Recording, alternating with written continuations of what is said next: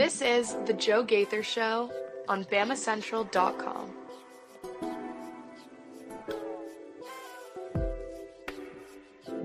Good morning, Tuscaloosa. Good morning, Tuscaloosa, internet world. West Alabama, how we doing today on this Thursday? Happy Thursday. It is the Joe Gaither Show on Bama Central, BamaCentral.com. You guys are watching us on the Bama Central YouTube channel, on the Bama Central Facebook page. You're on my own social media machines at Joe Gaither 6 or on Spotify, Apple Podcasts, and Amazon. We appreciate everybody who has subscribed, rated, reviewed the show, joined us on your favorite podcast platforms. That's what was going on with my microphone. I was looking, things were not looking right, but we're ready to go in the Derek Daniel State Farm Studios.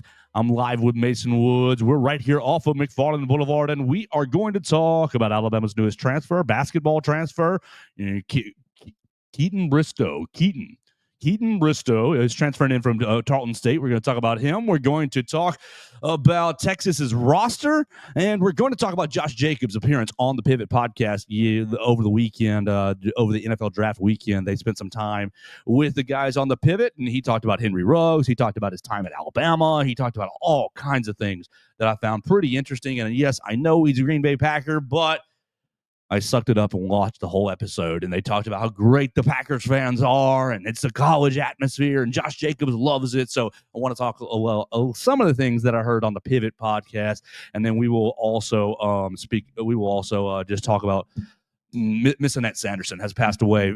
Coach Wimp Sanderson's wife has passed away over the weekend, and I just want to. Why don't I just open up right there by sending our condolences to the Sandersons. Wimp and Barry were extremely nice and gracious to me as I got into the media business, working with Inside the Locker Room on Tide 100.9. You hear them 7 and 9 still. They're probably off today. I would hope so. I would hope that the guys gave them a lot of coverage to mourn and be with family.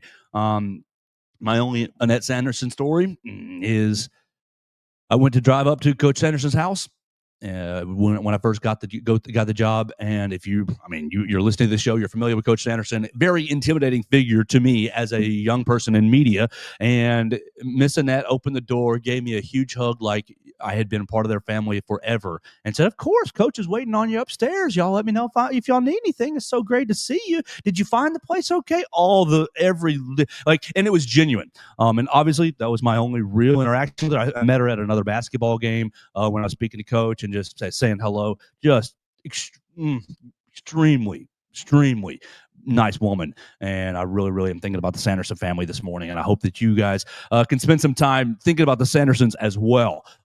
Reach out to Wimp and Barry, reach out to Scott, reach out to the Sanderson family where you can, because I know that they would really appreciate it.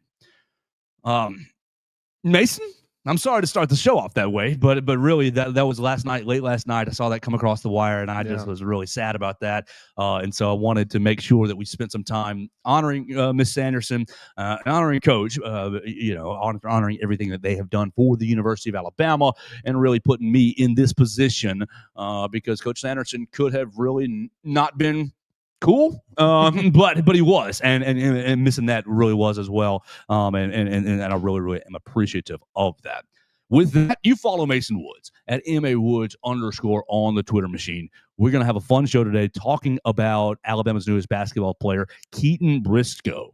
God, that name, I don't know why it's a tongue twister in my mouth so far, but we'll work it out. We will iron it out before November. Keaton Bristow, because he's going to be scoring 50 points a game for Alabama. Maybe. We'll talk about that today. We're going to talk about the Josh Jacobs stuff, and we're going to talk about Texas's roster.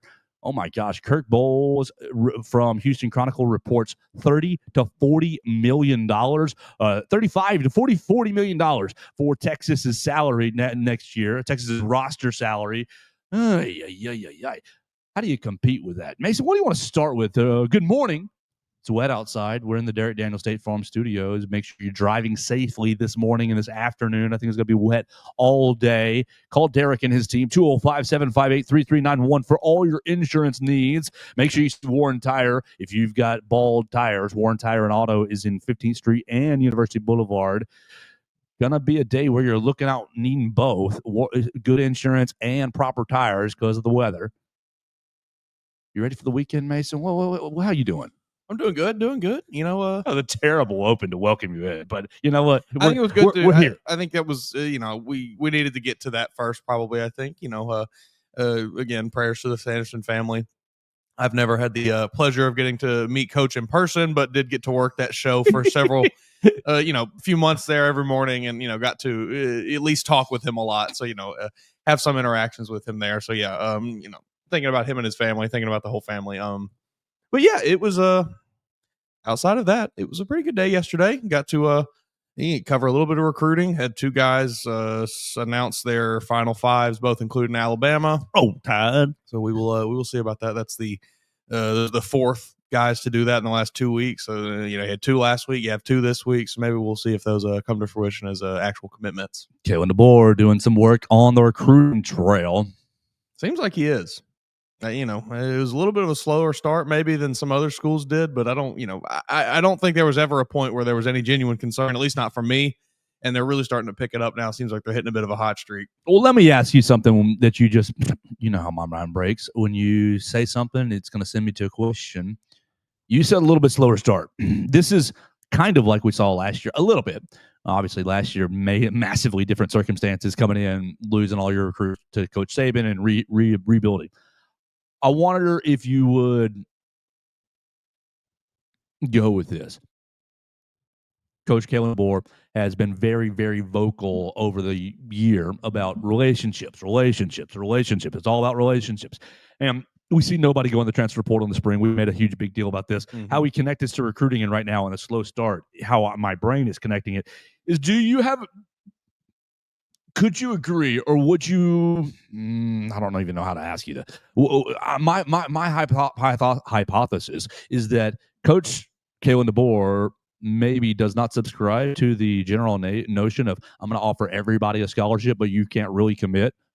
Once I actually offer you a scholarship, you can commit. We're in this relationship phase. We're in this we get to know you phase. We're in this scouting phase. Want to make sure that you're the right fit for us. We are the right fit for you. You're a good player.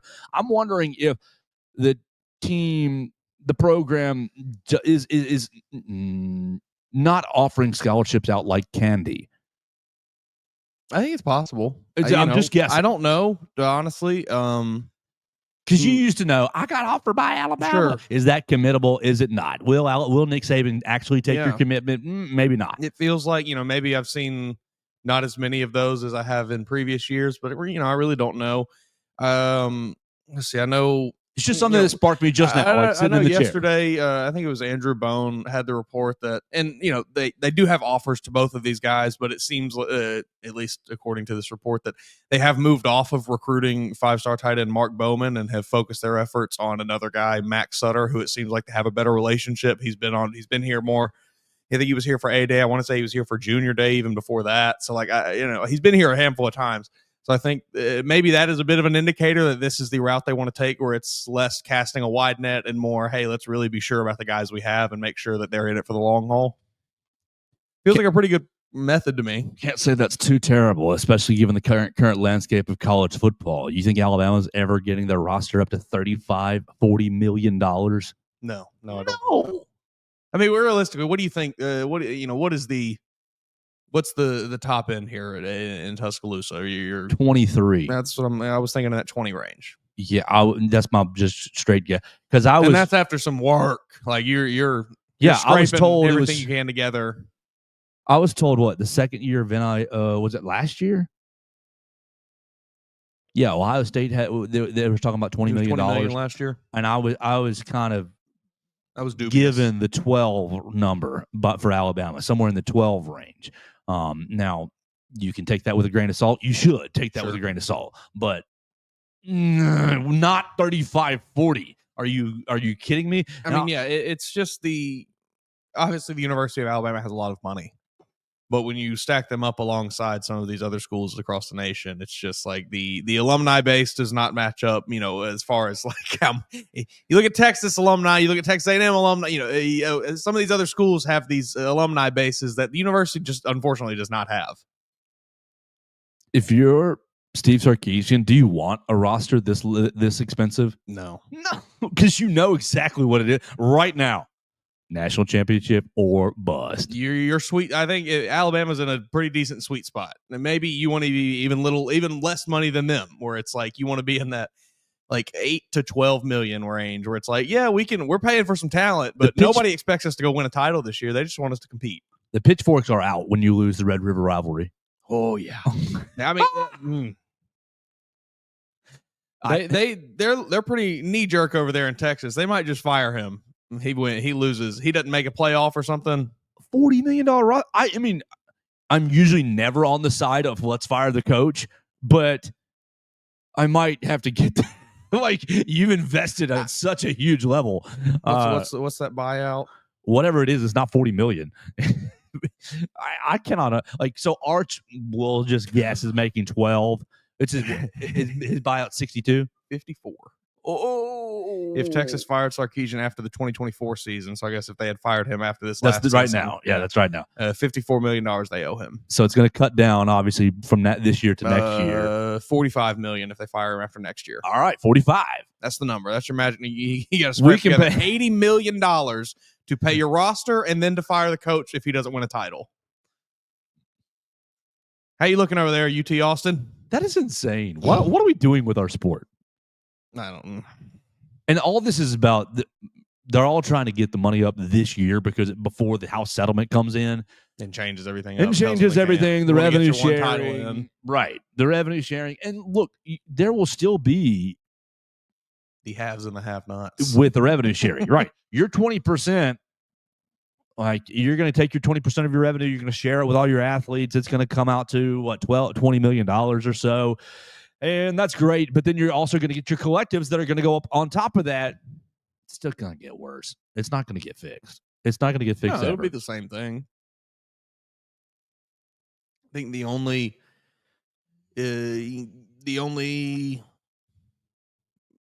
hope I guess we have is, like we've kind of been talking about recently, is just that all these boosters and billionaires finally decide, I'm kind of sick of doing this.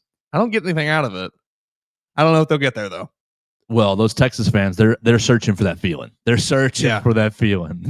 maybe for just the good of the sport, we just need to all collectively let Texas win one, and then like pummel them and never let them get back. So they'll finally be like, you know what?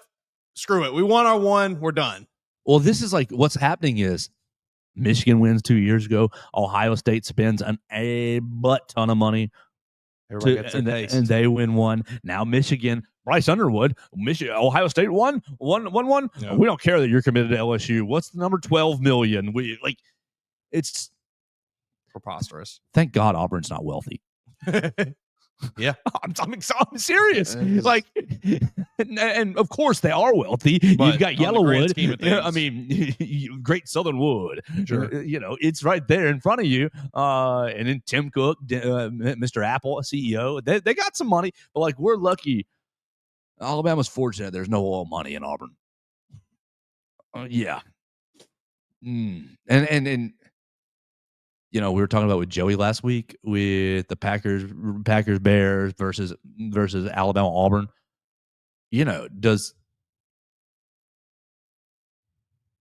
don't know, Alabama Auburn taking a back seat to Ohio State Michigan in my mind right now because of the money being spent back and forth with the two programs. Maybe that's a bad way to look at it. Maybe that's a bad way to look at it. I don't know. I've never been close enough to that rivalry just like to see it. I want to go feel it. It has always to me felt like it just feels performative. It doesn't feel like there's real passion there. Feels like everybody's just like, they do all this crap all year. Oh, we're crossing out M's on our campus. It just feels very performative and very look at me. You don't like the Iron Bowl has genuine passion. You don't like the signs everywhere saying 1,000 days since 1,000 days since Michigan or whatever. It's very, I don't know. It feels very, like I said, very look at me, very, everybody, look at what we're doing. We have the biggest rivalry. If you really had the biggest rivalry, you wouldn't have to call attention to it. Just insane for Texas to be spending this kind of money. Insane for this money to be spending in college sports anyways. I had a middle school teacher one time try to convince us that she was an NC State graduate. She tried to tell our middle school class in the state of Alabama. I went to middle school in Alabama, Huntsville, Alabama. She tried to tell us all that the NC State North Carolina rivalry was a bigger deal than the Iron Bowl. That Sorry, did not go sister. over well in You- the class of 13-year-olds in Alabama. Did you tell her that NC State's not even North Carolina's biggest rival? We did all tell her that. She did not like that. Well, sorry, lady. It's the truth. I mean, that's an objective fact. I was like, I still think about this conversation to this day. Like, it was the most insane thing ever. I was like, what are you doing? Why are we the ones that know this? Go attack Wake Forest. North Carolina doesn't care about you. It was crazy. She had a whole like PowerPoint present. It was crazy. Genuinely, we spent probably a good 30 minutes on this one day during class when we could have been learning, because I think she got a little frustrated that none of us bought what she was selling. She was wrong. That's factually incorrect. But yeah, it was crazy. Still think about it to this day. Insane. Like, I'm open to people saying Ohio State, Michigan better than Alabama, Auburn, even though I think that probably is incorrect. I'll hear your argument. I'm on the side. I know this. I'm on the Bears, Packers side. Sorry, guys, I am. But I'm open to being wrong about that. Sure, great. NC State, North Carolina. The other one that I'm putting in this the class. Egg Bowl is better than NC State. Yes, that was where I was going to go. Yeah, That's like the Egg Bowl is a top 3 rivalry in the country. Mississippi people would beat each other with hammers if they could. And I love it. I'm here for it every year. I am surprised that we've not gotten to a point where like they have to do it in like European soccer games where they have just a whole section of the stadium where no one sits because they have to keep that much distance between fans. That's what we need. I do love the Egg Bowl. Oh, it's so good. Because it is 2 teams that know exactly what they are. They are not title contenders. Ole Miss is getting a little uppity now with Lane Kiffin, but like for the most part, these 2 teams know exactly what they are. They are not going to be title contenders. Pretty sure never been in the SEC championship game. Yeah, it's just amazing. It is pure hatred in that football game. There's never anything meaningful on the line other than a big egg. Yeah, I want to ruin your next 9 months. That's what it is. It's amazing. Whose next 9 months are going to be ruined until next August? That's what's. We don't care about the bowl game that's about to happen. One of us are about to play in the Bahamas Bowl, in the Shreveport Independence Bowl. I guess Ole Miss went to a good bowl this year. But yeah, no, I love that one. That's a great one. All right, we'll look at this Texas roster real quick, because we do need to start looking at all the counterparts. We do need to start looking at all the SEC. Like, we're in the summer. Where's this money going on this Texas That's my roster? question. Yeah, Arch is making probably 12. Okay, sure. 10, 12. Okay, probably. But Ryan Wingo is making decent money. I can imagine that. They got Jamie French, who, in true freshman wide receiver, he was in Ryan's class. Yeah, I remember the name. It was supposed to be Jamie French, Ryan Williams. And he got out of the running fast for Alabama because of cash consideration. It was what was it in Jacksonville? Somebody in Jackson? No, he's from Jacksonville. Okay. He's from Jacksonville. But basically, it became Florida State. It became Texas. It became who's paying me the top dollar. So I know that he's getting paid fat money. Who else on this roster stands out there? $35 million. All right, Anthony Hill, your linebacker, that's a killer. Sure. Colin Simmons, that's a killer. Malik Muhammad. I feel like I remember that name. He was the transfer? Wasn't he the transfer from Washington to Texas? And everybody was like trying to get him here to Tuscaloosa last year. I believe so. He came down to Texas and Alabama as his decision. I'm looking at his 247 page right here. I gotta see the recruiting page, not the Texas page. Yeah, Washington kid, right? Well, no, I guess he's from Dallas. Looks like he's been at Texas. Oh, dang. Fail. Maybe this might just not be the guy we're thinking of. These names all run together. We've talked about this. Like, for me to sit here and say that I'm locked into the Longhorns, 365 days a year, I'd be lying to y'all. I don't know. I don't know a lot what's going on until we really start to get closer to football season. Then I'll have a better idea of what we're looking at. But even then, I'm not watching every Texas game closely and breaking down the film to know who's who. Yeah, but we do need to at least. I'll tell you who's getting the money. Jack Bowmeister. It's got to be relation to the other Bowmeisters, right?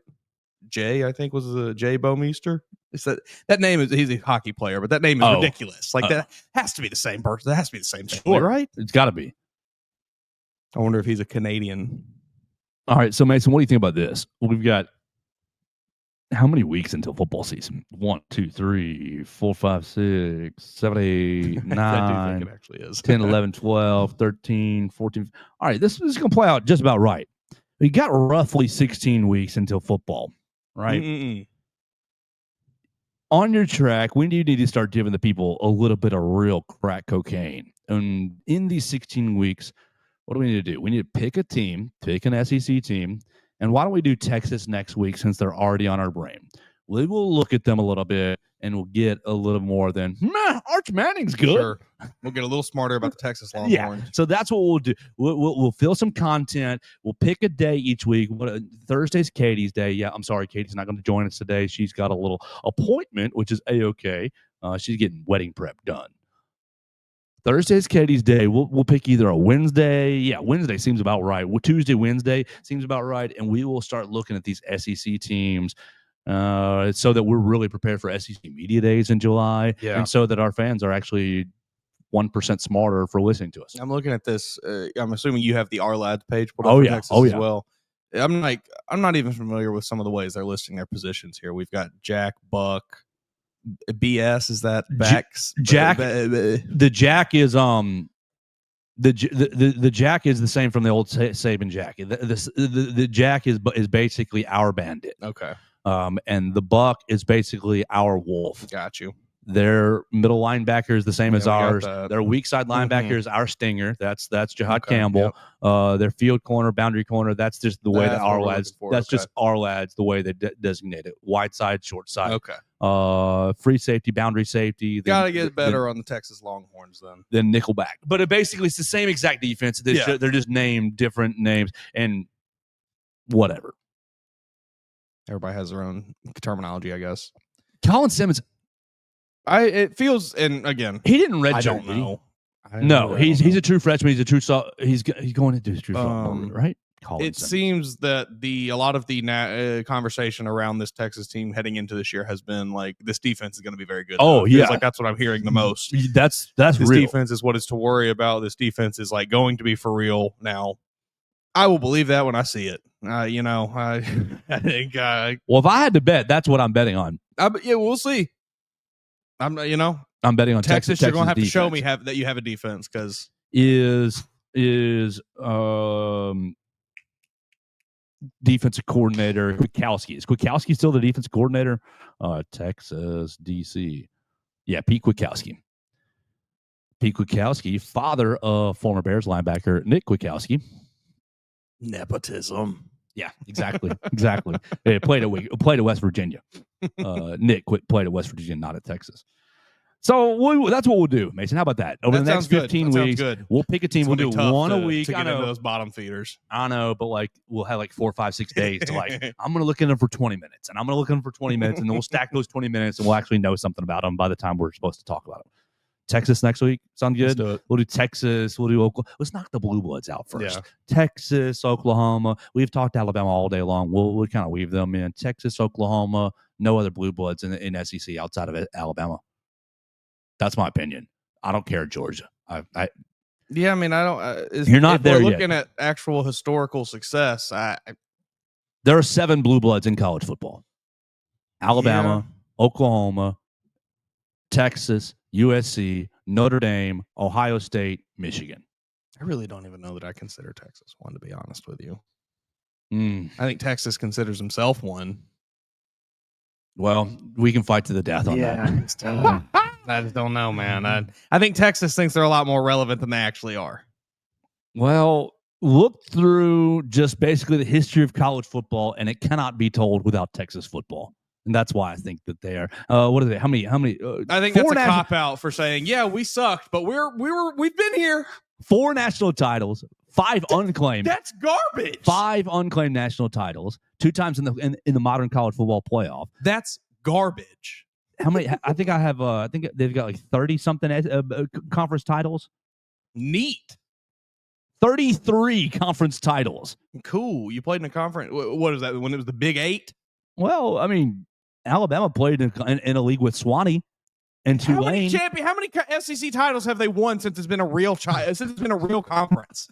12. All right, so since post World War II. We'll say that. Sure. Post World War II. So that's not. I would honestly. How many? If we're being real, it's got to be like post 1965. That's when football got real. All right, 65 it is. 65 it is. Texas has conference titles 68, 69, 70, 71, 72, 73, 75, 77, 83, 90. Now we're at 10. Reset. 94, 95, 96, 2005, 09, and 2023. So 16 conference titles. National titles since 65. National titles, though. National titles since 65 are 3.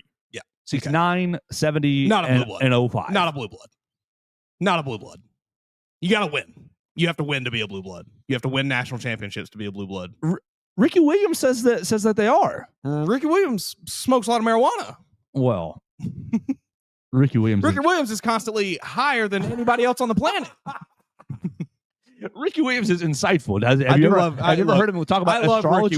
I love Ricky Williams. Ricky Williams will read your astrology. I do not believe in astrology at all. Okay, I believe in astrology 5%. We'll say that. But he will read your astrology chart, and I'll be like, I might believe in astrology. Oh my gosh! Yeah, I do like Ricky Williams, but I'm not going to trust his opinion on anything. Yeah. Okay. I don't think Texas is a blue blood. I don't think with 3 national championships in the last 50 years you can call yourself a blue blood. 60 years. 62 total bowl appearances. That means nothing. Okay, I'm getting there for Alabama. That's what I wanted to compare it to. Alabama bowl appearances. Let's see. Bowl record. Basically the same. 44, 26, and 3. So that's 73. We're talking about national titles. That's 73. Talking about national championships. We're talking about the team that is at the end of the season the best team in college football. Texas has not done that many times. You know who has done that many times? The Alabama Crimson Tide. I'm putting Alabama's in there. Yes, and as they should be. There's not even a comparison between the two. It's a spectrum. It's a group of 7. Texas is definitely the lowest of the group of 7. I will give you that we have Texas on the absolute farthest possible end of the spectrum, and then everyone else is up here. Their blood is blue, though. It may be like a weak color of blue. They're like maybe you dropped a bit. I don't know color theory. Was I going to give you a little like a maroon? They're not a blue blood. Like according to they're at best a purple. Hold on, what am I? This chart's confusing me. I'm looking at most national titles ever. Oh yeah, right there. Go back. Most overrated. All right, never mind.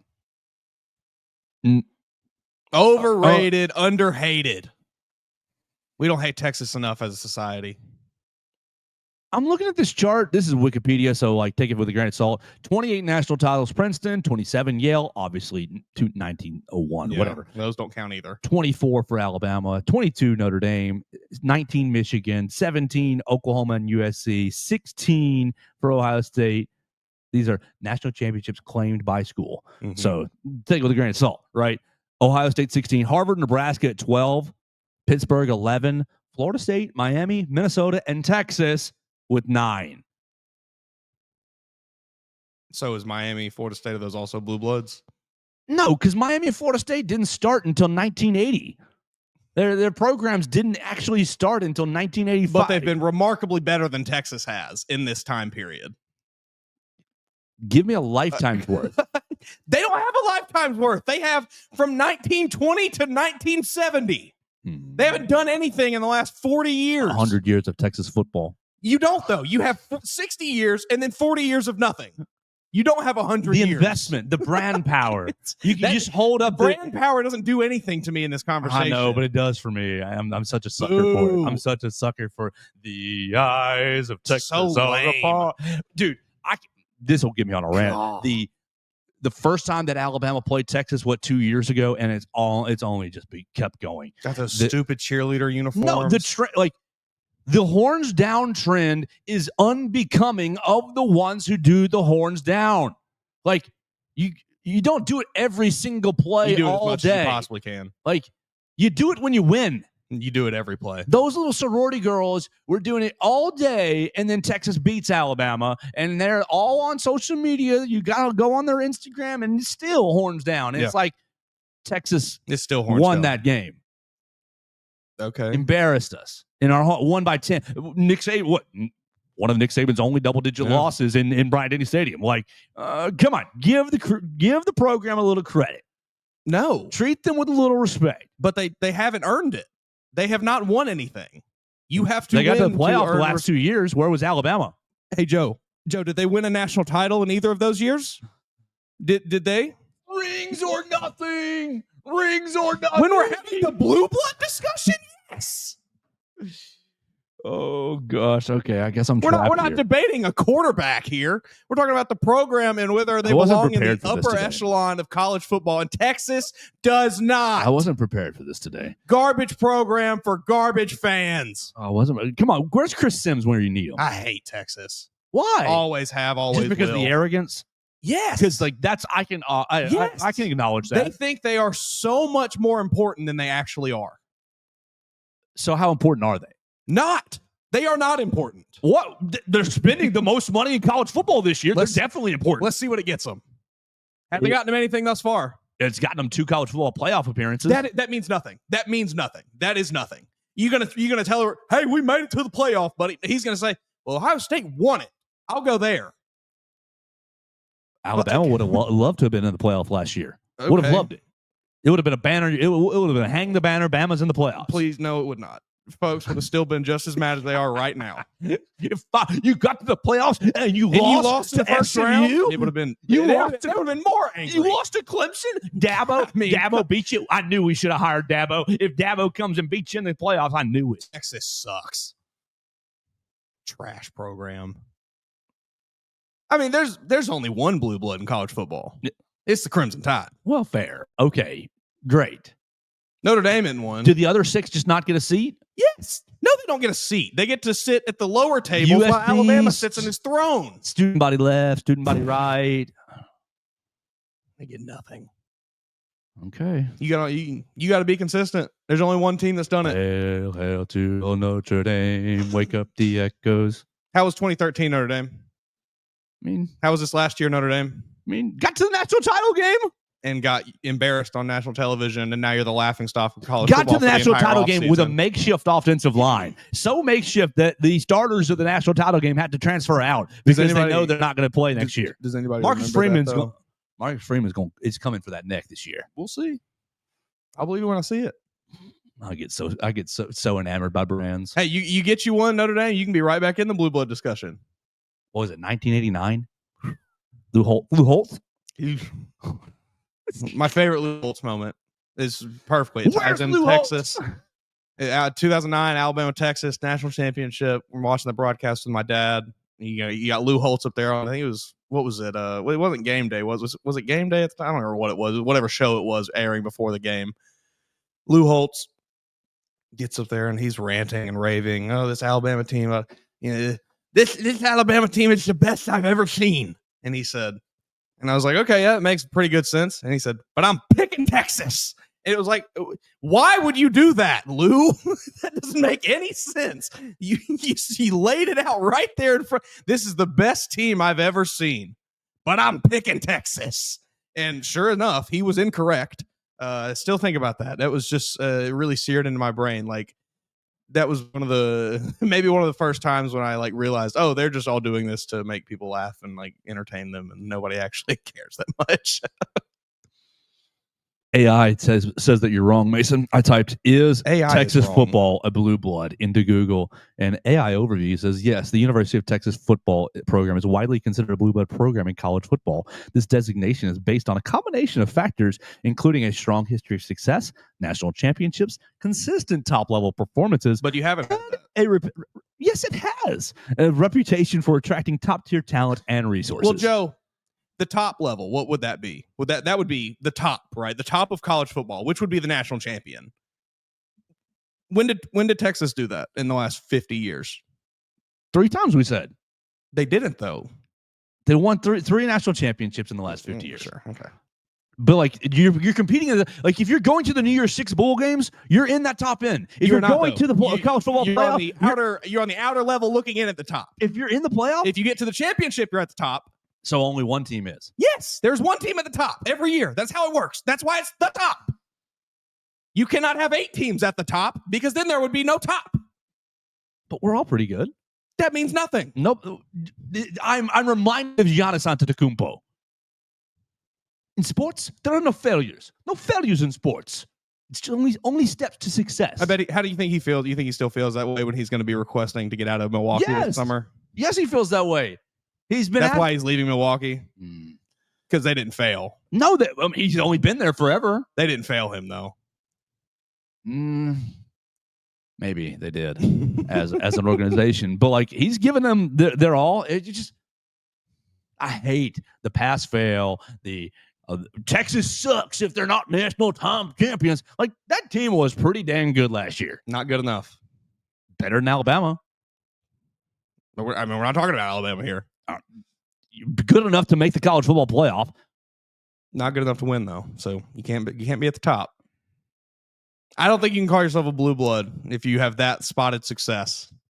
All right, so only Alabama. There's no other class for you? Truly, yes. And I know that that's probably super biased, but like there is not another team that has the same amount of consistent success that Alabama does. That's fair. I'm not arguing that. But it is Alabama and then everyone else. You can put Texas, Oklahoma, whoever. You can put them on their own level under Alabama, but they are not comparable. This is apples and oranges. So we're the Navy blue bloods. Like that blood is super dark. Yeah, sure. Super dark blue. Like what is the truest blue possible? They've got Carolina blue, and we've got the dark. All right, I'm done with Texas football because Mason probably got me on that one. That's okay. $35 million, $40 million is absolutely absurd. All that for nothing, too. It's going to be crazy. I can't argue that because I tell you what, I don't trust Sarkisian with $40 million to go win me a national championship. Well, no, it's not even that. I'm not betting on anyone in this college football playoff. I'm not betting on Ohio State. No. I'm not betting on Michigan. Like you said, Joe, spend your real money. No, I'm just watching, enjoying, and saying, holy smokes, I can't believe that happened. 12-team football single elimination tournament is preposterous. And so, of course, I could bet the single game, right? Oh, yeah. Texas versus their opponent, whoever. But right now, you're saying, you bet on one team? Of course I'm not betting on Texas. I'm not betting on Alabama. I'm not betting on, I don't feel good about any of that because I think college football's that wide open. I think last year, big rain. I thought last year in the transfer portal, like continuance has really, really cracked the sport open enough. Like, of course, Ohio State, they were the one last year. They were that tier above everybody else. And it was a much more talented roster. But shoot. You couldn't have told me through the year. Yeah, Ohio State's a national champion. They weren't playing like it. Yeah. I'm not betting on you, Sark. And I'm scared for you. I'm scared for your future. I mean, I'm scared for your future. I think he wins either way. Either he goes out and wins the national championship, everybody loves him, or he gets a nice $50 million buyout. Cashes in 50 mil. Gets him and goes sit next to Coach Saban on College Game Day. Or him and his wife are, I don't remember what the situation. They're back, right? Together, I believe. That's what I thought. So they get to go. He can go get him a nice vacation home somewhere and never think about football again. All right, brother. Why don't we shift gears here because Alabama basketball brought a player in. We do that. I do want to ask you because this just popped up just a second when you mentioned.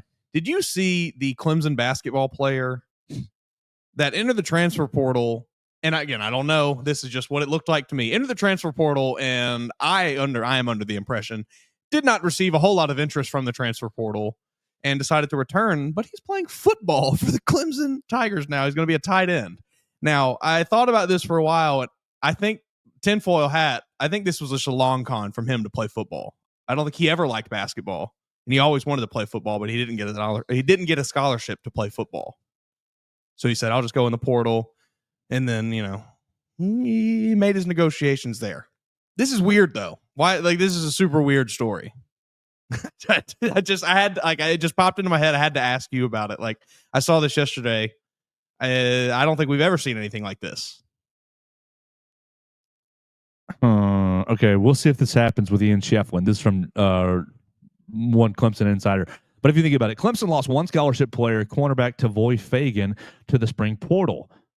Missoon Kelly has practiced more at DB. Okay. Clemson moved Marcus Dixon from tight end to defensive end in the spring. Clemson has a spot for a tight end. There we go. So basically, yeah, I think Dabo is like, hey, you already like Clemson. We lost some tight ends, bro. You want to come catch some passes? It's just very strange. Hey, Dabo and very strange go hand in hand. This is that true. Is one and the same. Yeah. had to just mention that though. That story, I was like, insanity. How many receptions next year? 3. Yeah, I was going to say 12 and a half or under. Yeah, they'll use him. They'll put him on there on a red zone early in the season. They'll throw him out there for a red zone thing, and that'll be test the water, see how it goes, and that'll decide how many catches he gets this year. All right, so let's shift gears and talk about Alabama basketball before we tell you about Warren Tire and Auto. So my name is Russ Warren, and I'm one of the owners here at Warren Tire. We started in 1961. My granddad on University Boulevard, so we've been kind of a staple here in the Tuscaloosa and the University of Alabama community since then. And so thankful to be in the third generation. And we have 2 locations now in Tuscaloosa. We're right here at the 15th Street location right now, where we just do tires, brakes, and alignments mostly here. Our university location does oil changes, engine work, air conditioning work, front end work, the whole 9 yards. And so any of our 2 locations, you can come check us out.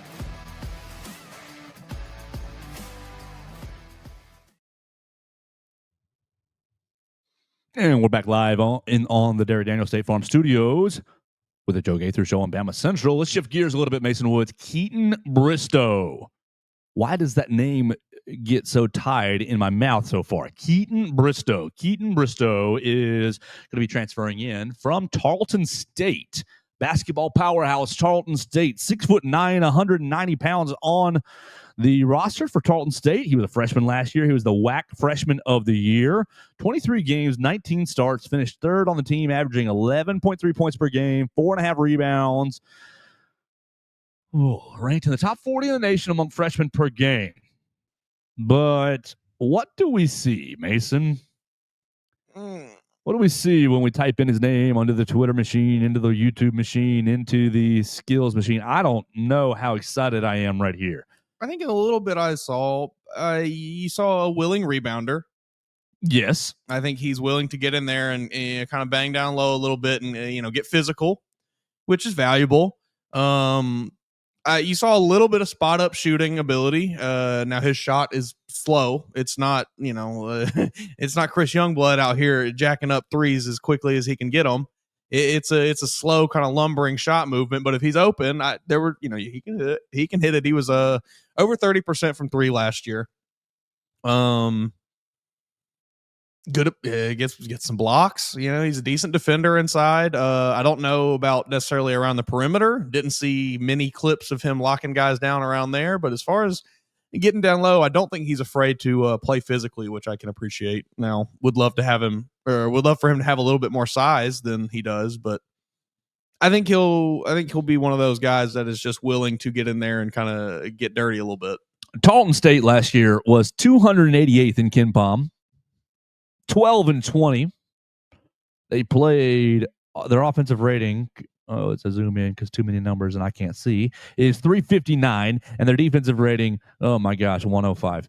So that doesn't say really anything about Keaton Bristow, but that just gives you a small just picture of where he was last year. The Western Athletic Conference. I mean, come on, who are we playing in the Western Athletic Conference? We're playing Tarleton State. Come on, load. Who are the other schools? It was Grand Canyon, San Diego.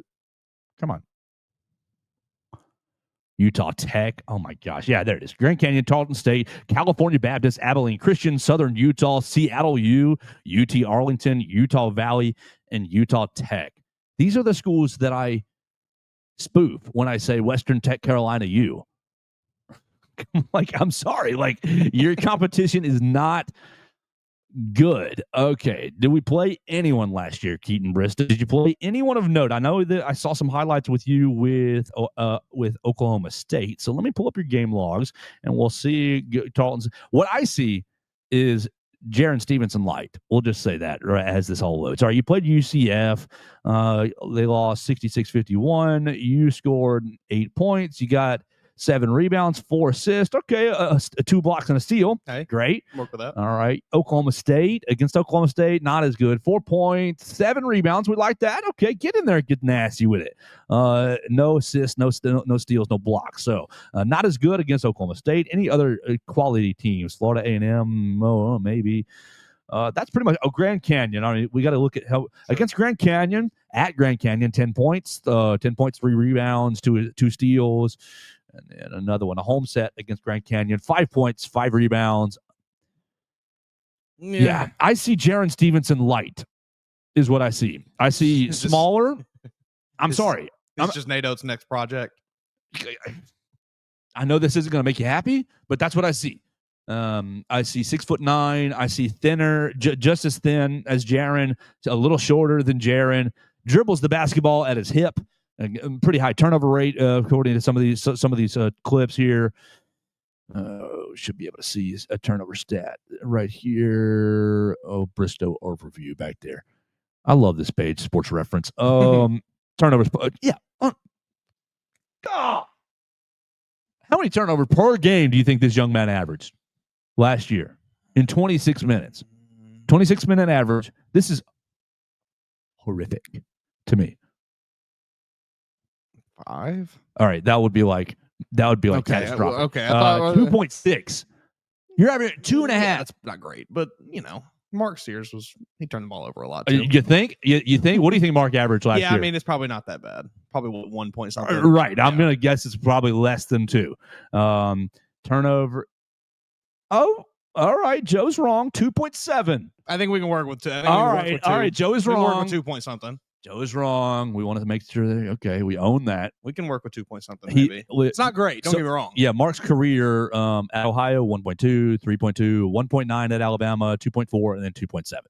So Joe is wrong. That being said, I mean these are players who play 2 totally different positions. And way different competition. Yeah.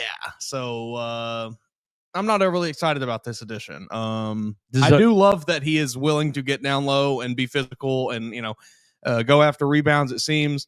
I think that is certainly valuable, and that will if you're a new guy coming to the team, I think that's a good way to make everybody like you. Just be the guy that plays really physical and gets aggressive and gets rebounds, gets after it. Do the Houston Millette. Yeah, but I'm not overly excited about what he brings offensively. Really, he's coming to Tuscaloosa and redshirting. Yeah, it might just. This is the Nas Cunningham replacement. It's just coming here to be a body during training. Who was the kid the year before that went to Pitt? Nas Cunningham the year before. I can't even remember either, but redshirt as well. Great, cool to get another guy in. And look, in NATO, we trust always, and their evaluation is definitely more in depth than what we just gave you. I just watched about 10 minutes of YouTube highlights of positive and negative, so they actually know the guy, and so we trust their evaluations. They've earned that over the course of 6 years. Just not excited about this one, to be honest. Are we already seeing that they're not getting as much of a share of the money as they need? As football's getting all this money, and they're like, we gotta go get this kid from Tarleton State. That's all we can afford. No, but you are onto something. It's not that. It's the market has exploded. Yeah. Exactly what we talked about with Texas, 35 to 45. What is Duke spending? 20? Yeah. I'm sorry. Alabama's not spending $20 million on a roster on basketball on 10 on 5 guys, really, on 12. Yeah. But I think the market has moved past the NATO's discount. We heard last year how interested players were, and 2 years ago how interested Brandon Miller was, and obviously Brandon's family connection to Alabama helped him help Nate Oates there. But I think the market in college sports is moving past Alabama's ability. Yes, yeah. And you for Alabama, you just got to hold on until this house settlement comes in, because I think that will curb things a little. It won't fix it, but I think it'll bring the market back down to a little more reasonable place, because why would I pay athlete Mason Woods $5 million when you're already getting 2.5 from the school? Now I'm paying you 2.5 to work that out. So I think it will come down a little bit. Feels like we're moving to a place where, if you're a basketball school, you are a basketball school, you're going to succeed. Yeah. Alabama, unfortunately, you're a football school. You're SOL, buddy. Your Villanovas, your Dukes, your North Carolinas of the world. Well, I guess North Carolina's in a bit of a weird boat with Belichick now with the football team, but you know what I'm saying. Your basketball, your basketball schools will be the teams winning every year, and your SEC teams who are now starting to get good at basketball, they're going to be a little bit on the outside looking in because they can't compete money wise. Maybe, but I hope not. I think you still can spend wisely. Sure. And I mean, look, money is not going to get you a national champion. It's still about Ask Duke. It's still about coaching the players. It's still about getting the right players, getting the right fit and everything, getting the guys to buy in. There's still a lot that goes into it, but sure, having the most expensive roster with the, on paper, best talent helps. It's a good starting place for sure. So Keaton Bristow, that's what I want to say. I want to call him Briscoe. I keep wanting to say Barlow. I don't know where I'm even getting that from, but yesterday I was trying to look it up and I kept typing Keaton Barlow, and I'm like, why can I not find any information on this guy? Bristow, not Briscoe, Bristow. There we go. So Keaton Bristow is coming to Tuscaloosa. And shoot, prove me wrong, bro. Sure. Absolutely. I invite you to come in here, play well, and go get yourself a lot of money in the NBA after you win a national championship at Alabama. That'd be great. How are we to say, how are we to know he hasn't been in the gym every day this offseason? He's putting up 100 shots, 1,000 shots a day. He's up to, he's shooting 50% from three now. You just never know. You think he walked into the gym and Coleman was like, y'all have an arc machine? I've never seen that at Tarleton State.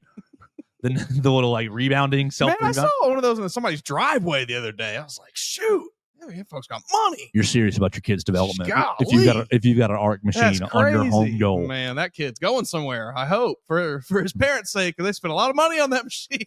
That dad said, I'm sick of rebounding for you, kid.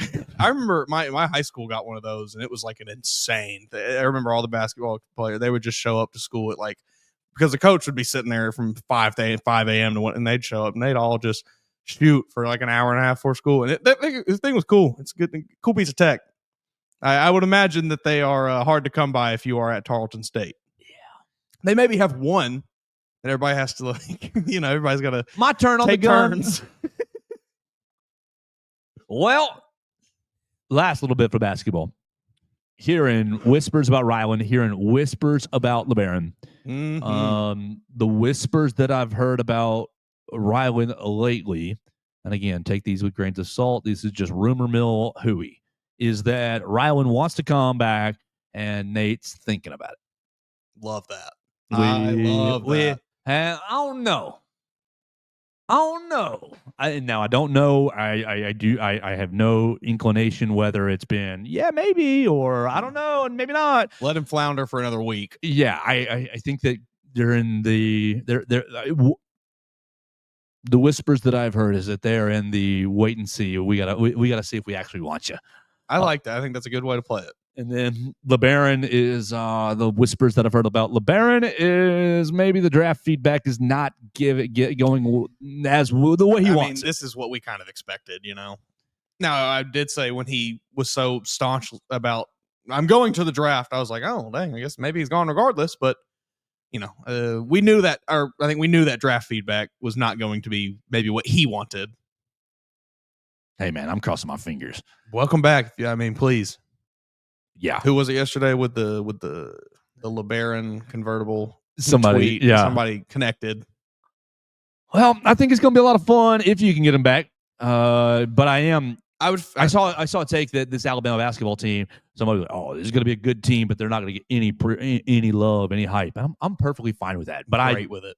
Also don't see a whole lot of reason to sunshine pump and give a whole lot of hype because I think if you get LeBaron back, I feel a lot better about it than I did. Yeah. Even when we had this conversation just the other day. But a lot of it weighs on getting him back. So he just unlocks so much with the way he plays. He's so smooth, so effortless, so instinctual with everything he does. All right, Mason. Let me see. Is there anything else that I'm missing today that I wanted to chat about with you? We got the $35 million with Texas. We spoke about Miss Sanderson just a little bit. Let me scroll through my likes real quick because I know that's how I keep all my track. Oh, yes. Perfect. Here's a perfect place to end this. Adam Schefter yesterday goes out and tweets about Abdul Carter's prank call. And we talked about prank calls, and this Atlanta Falcons coach has been fined, and that's going to cost him and his family a good bit of money for the son being a dummy. I'm I've got two little offshoots. One, are you going to go try to find every leak, because apparently a bunch of guys got prank called this year? Mm-hmm. Are you going to go try to find them every week and find every coach or every organization? If so, fine, good luck. I don't really care to follow that story. Yeah. But there's an easy way to fix this. A super, super, super easy way to fix this. Get rid of the dang pre-draft phone call. Here, imagine this. I'm Jalen Milroe. It's the third round. I'm in the living room with my family that I've rented out in Green Bay for the draft, and I've been sweating. Mm-hmm. And then boom, dun dun dun dun dun. The Seattle Seahawks draft Jalen Milroe. Now you get the explosion with the phone call. You do, but the phone call has the family saying, "Who is it? Who's on the line? Where's he going? Is he going to Buffalo? Is he going to Green Bay? Who is it?" And you get the shush. I'm trying to make a good impression on my coach. This is a really big moment. Kind of a tense, I don't know what to say situation. I'm so excited, overwhelmed by emotions. You make the announcement on the television and then call. You give them the 3 minutes. You give them 3 minutes. And then it's, hey, it's Coach Matt LaFleur, and we want to welcome you to the Packers. Like, you can eliminate. You still have the issue of the numbers getting out, though. Now, or just don't give don't send phone numbers. Don't send those burner phones. You've got the prospects' information. You've got the agent's information. Well, I think that's, I don't know. From what I've seen, like as I understand it, it's just a database of phone numbers. And typically it is contact point for an agent. And then the agent will provide the coach, GM, whatever with, okay, here's the player's number, give him a call. In Shedeur Sanders' case, obviously representing himself, he just put his phone number. He got a whole separate phone number just for the NFL draft, a whole phone just for a draft phone. And, that number